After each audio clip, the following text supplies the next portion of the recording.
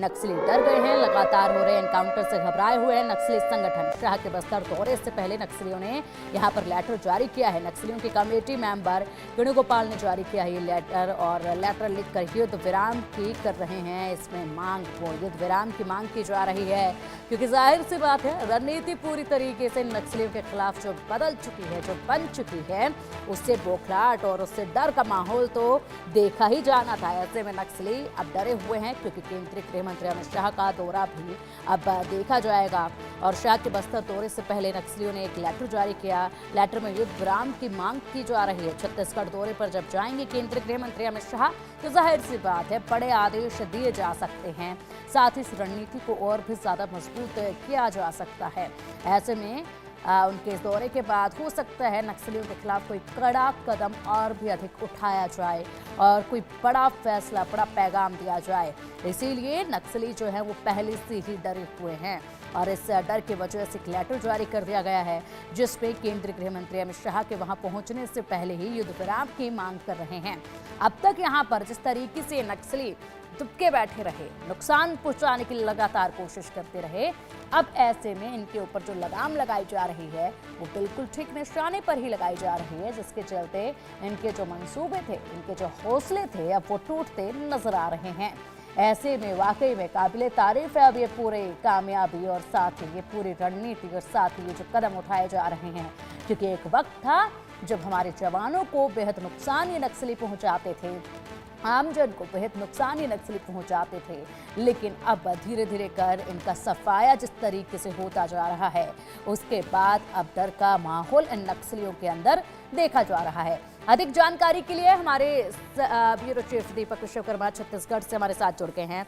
दीपक, एक वक्त था जब बड़ा रोब ये नक्सली अक्सर दिखाया करते थे, जवानों को नुकसान पहुंचाया करते थे, लेकिन अब वक्त इतना बदल चुका है कि पूरी तरीके से खौफ के माहौल में जी रहे हैं नक्सली। और ऐसे में केंद्रीय गृह मंत्री अमित शाह के दौरे से पहले ही एक लेटर जारी किया गया जिसमें युद्ध विराम की मांग की जा रही है। इसी से इनका जो डर है वो देखा जा रहा है कि हौसले किस कदर इनके अब बिखर चुके हैं।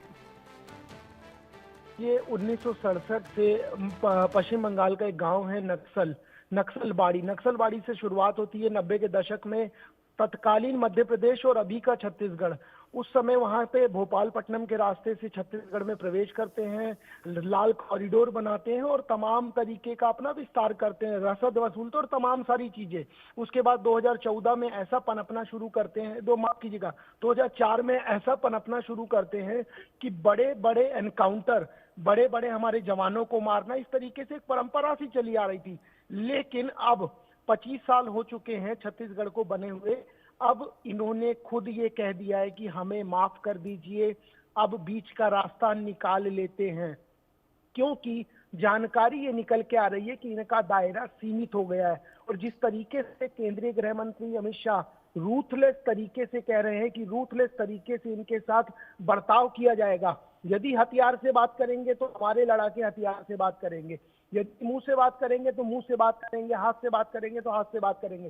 केंद्रीय गृह मंत्री ने जिस तरीके से स्पष्ट कर दिया है, उसी तारतम्य में ये बात निकल के अब आ रही है, क्योंकि 5 तारीख को वो बस्तर दौरे पर हैं। तमाम जो जवान हैं जिन्होंने बड़े बड़े ऑपरेशंस में अपनी भूमिका निभाई और सफलता हासिल की, उनके साथ उनका लंच है, उनके परिवारों से मुलाकात है, दंतेश्वरी माई के दर्शन है। तो जिस तरीके से अमित शाह खुद उनकी मांद में घुसेंगे, वहां लोगों से मिलेंगे, जवानों से मिलेंगे, अब नक्सलियों का ये पर्चा एक माफीनामे के साथ कि अब बस कीजिए, क्योंकि उनको भी ये समझ आ रहा है कि अब हम बचने वाले नहीं हैं। यदि हम और कुछ करने की कोशिश करते हैं तो जो हमारा नाम है या हमारे वंशज हैं उनको भी मिटा दिया जाएगा। उसी दिशा में केंद्रीय गृह मंत्री, उसी दिशा में सीआरपीएफ की कोबरा बटालियन, छत्तीसगढ़ के जो लोकल लड़ाके हैं, डीआरजी के जवान, वो एसटीएफ की फोर्सेस, तमाम दूसरी फोर्सेस जिस तरीके से काम कर रही है, वो ये बताने के लिए स्पष्ट है कि मौजूदा स्थिति में नक्सलियों का नाम लेवा कोई नहीं बचेगा। इसलिए इस पर्चे को जारी कर दिया गया। 2 पेज का ये पर्चा है। अभय उर्फ वेणुगोपाल, जो अभी कमेटी मेंबर है, उसने स्पष्ट कर दिया है कि अब बस कीजिए, अब हमें माफ कर दीजिए, अब हमें छोड़ दीजिए। ठीक है, दीपक, आप इस पूरी कार्रवाई पर जो कि लगातार आगे बढ़ती जा रही है और जल्द ही यहाँ पर केंद्रीय गृह मंत्री अमित शाह का दौरा भी देखा जाएगा, तमाम इन व्यवस्थाओं पर आप नजर बनाए रखिएगा। अपडेट आपसे हम लेते रहेंगे। फिलहाल के लिए बहुत शुक्रिया आपका इन तमाम जानकारियों के लिए।